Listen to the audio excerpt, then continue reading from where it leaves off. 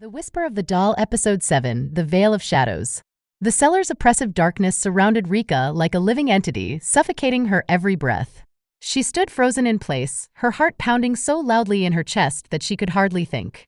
Elena's voice still echoed in her mind, twisted, warped by whatever dark force had taken control of the doll's curse. The cellar seemed to stretch out, vast and endless, even though Rika knew it was a confined space. Her sense of direction had been swallowed by the dark, and every creak, every shuffle of the air felt like a sinister presence creeping closer. She clutched the ancient book she had found on the altar tightly to her chest, knowing deep inside that this was the key to everything. "You can't leave, it's too late." Elena's voice repeated, mocking and haunting, as if the spirit of the girl was no longer her own. "No. I have to stop this," Rika whispered to herself, trying to summon her courage. With trembling hands, she fumbled for her phone, hoping its light would be enough to guide her back. As soon as the dim light flickered on, the shadows seemed to recoil for just a moment before closing in again. The faint glow illuminated only a few feet around her, but it was enough to see the outline of the cellar's walls. She took a deep breath and forced her legs to move. Every step she took felt like it dragged her further into the unknown, but she knew she had no choice but to keep going. The book in her hands was the last piece of the puzzle. Somehow, she had to decipher its meaning, unlock the secrets of the curse, and end this nightmare once and for all. The distant sound of footsteps echoed once more. They were slow and deliberate, as though someone or something was pacing just beyond her reach. Rika's skin prickled with fear. Was it Elena? Or was it the doll itself, now hunting her in the depths of the mansion? She hurried forward, her phone's light bouncing off the stone walls as she made her way toward the staircase. When she finally found the steps leading up, a wave of relief washed over her. But as she began to climb, a low, guttural voice echoed from below. "Come back, you belong to us." The voice was not Elena's. It was something far darker, more ancient. Rika's heart seized in her chest, and she sprinted up the stairs, her legs shaking as she ascended. When she reached the top, she slammed the cellar door behind her, breathing heavily as she leaned against it. The heavy thud of the door reverberated through the empty mansion. For a moment, the world was still.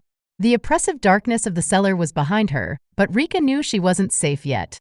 The doll's curse was stronger than she had anticipated, and whatever had taken hold of Elena was more powerful than she could understand. She needed help. Later that night, Rika found herself back at the antique shop, the familiar musty smell of old furniture and dusty trinkets filling her senses. The shopkeeper was there, as if he had been waiting for her. His expression was solemn, his eyes filled with the same weariness she had seen before. "I found the book," Rika said, placing the ancient tome on the counter. "It has to be the key to stopping this." The shopkeeper nodded slowly, examining the worn pages. His hands traced the symbols carefully, his brow furrowing in concentration. "This is a book of old magic," he said finally, his voice low and grave. "Curses, spirits, bindings. It was written to hold knowledge of how to manipulate the forces that exist beyond our understanding." "Then how do I stop it?" Rika asked, desperation creeping into her voice. "The doll, Elena, everything is tied to this curse. I need to break it before it consumes me." The shopkeeper sighed deeply and flipped through the book, stopping at a page where the word obscura was written in large, bold letters. This is the heart of the curse," he explained. "Obscura is not just a name. It's a force, a shadow that binds itself to objects, feeding on fear and despair.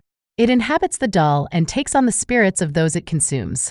Elena was its last victim, but now it has you." Rika felt a chill run down her spine. "Is there a way to stop it?" The shopkeeper nodded slowly. "There is, but it will not be easy. You must find the origin of the obscura, the place where the doll was first cursed. Only by severing the connection between the doll and that place can you destroy it."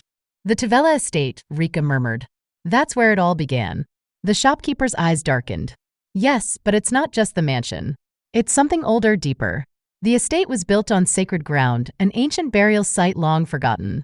That's where the obscura was summoned, and that's where you must go." Rika's stomach twisted at the thought. The dark, haunted mansion had already terrified her, but now she had to return to face the source of the curse itself, an ancient, malevolent force that had claimed countless souls. "But how do I find it?" she asked, her voice barely above a whisper. The shopkeeper reached beneath the counter and pulled out a small, weathered compass. "This will guide you," he said, handing it to her.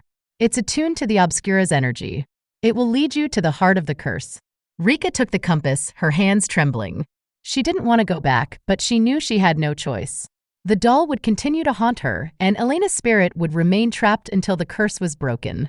Armed with the compass and the book, Rika returned to the Tavella estate the next morning.